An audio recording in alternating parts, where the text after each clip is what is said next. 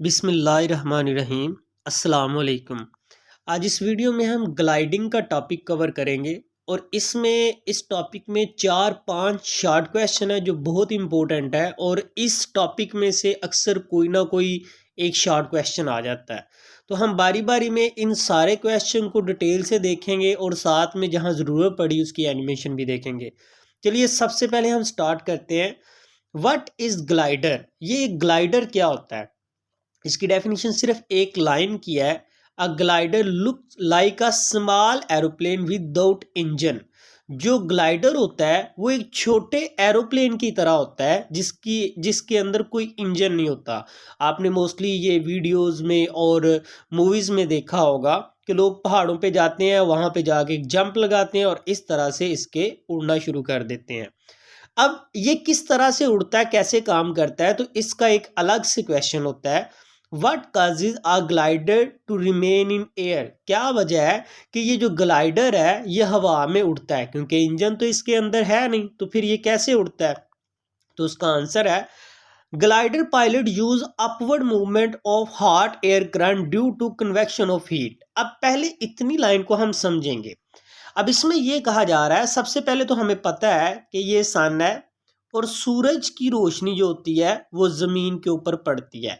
जब सूरज की रोशनी ज़मीन के ऊपर पड़ती है तो ज़मीन हो जाती है गर्म, और गर्म हवा जो ज़मीन के ऊपर वाली है वो ऊपर की तरफ उठती है, क्योंकि हमेशा गर्म हवा हल्की होती है और वो ऊपर की तरफ उठती है और ठंडी हवा नीचे की तरफ आती है। तो यहाँ glider pilot use upward movement of hot air current due to convection of heat. तो गर्म हवा जो ऊपर जा रही है इसके ऊपर ग्लाइडर क्या हो जाते हैं? सवार हो जाते हैं। These rising current of hot air are called thermal. ये जो गर्म हवा ऊपर की तरफ जाती है ना, इसको थर्मल भी बोलते हैं। अगेन, ये गर्म हवा जो ऊपर की तरफ जा रही है इसके ऊपर सवार हो जाते हैं हमारे ये पायलट, और ये लॉन्ग टर्म तक ये मूव करते रहते हैं और इन्हीं हवाओं को हम बोलते हैं थर्मल। आगे क्या कहा जा रहा है? ग्लाइडर जो है वो glider ride over these thermal. Glider in thermal के ऊपर, मतलब ये जो लेयर्स हवा की जा रही हैं इनके ऊपर सवार हो जाते हैं। The upward movement of air current in thermal help to stay in air for a long period. तो ये क्या करते हैं? इसके ऊपर सवार हो जाते हैं और लंबे अरसे तक ये उड़ते रहते हैं। तो मोटी मोटी बात ये समझ आई कि ये किस तरह से इतनी देर उड़ते रहते हैं। जमीन की गर्म हवाएं जो ऊपर की तरफ जाती हैं ये इनके ऊपर सवार हो जाते हैं और ये गर्म हवाओं को हम थर्मल बोलते हैं, यही इनको ऊपर की तरफ उठा के रखती हैं। नेक्स्ट क्वेश्चन इसी टॉपिक में हमारे पास क्या बनेगा? How do thermal help bird to fly for hours without flapping their wings? तो यहाँ पे ये कहा जा रहा है, हमें ये तो समझ आ गई थर्मल क्या होते हैं, गर्म हवाओं का ऊपर की तरफ जाना। अब ये जो थर्मल है ये परिंदों को भी लंबे अरसे तक उड़ने में हेल्प करते हैं। अब ये कैसे हेल्प करते हैं? The bird stretch out their wings and circle in this thermal.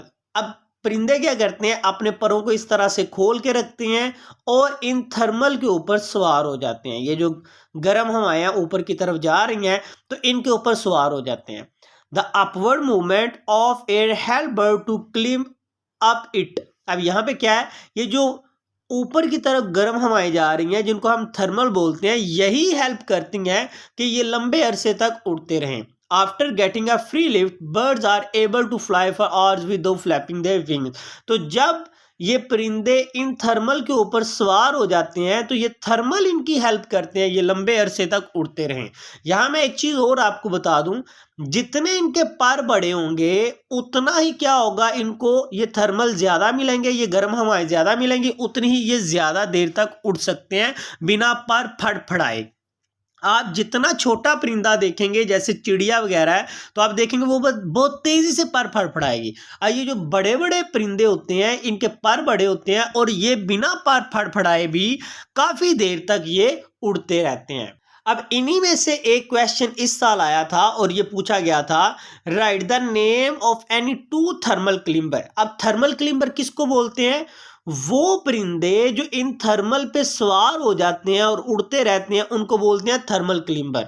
हमने उनके कोई दो नाम बताने हैं। तो पहले हमारे पास ईगल्स। ईगल्स क्या होते हैं? वो इस तरह के परिंदे होते हैं, वो भी उनके पर बड़े बड़े होते हैं और इन थर्मल के ऊपर सवार होकर ये उड़ते रहते हैं।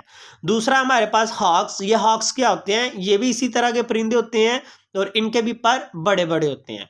और तीसरा हमारे पास है वल्चर्स, और ये भी बड़े बड़े परिंदों वाले होते, परों वाले परिंदे हैं, और ये मोस्टली जो फिशेस वगैरह होती हैं सी में उनको ये शिकार करते हैं और उनसे ये अपना पेट भरते हैं, उनको खाते हैं। तो होप सो इस टॉपिक में जितने भी शॉर्ट क्वेश्चन है वो आपको अच्छे से समझ आए होंगे। फिर भी अगर आपका क्वेश्चन है तो आप कमेंट सेक्शन में कमेंट करके पूछ सकते हैं। मिलते हैं नेक्स्ट वीडियो में, तब तक अल्लाह हाफिज।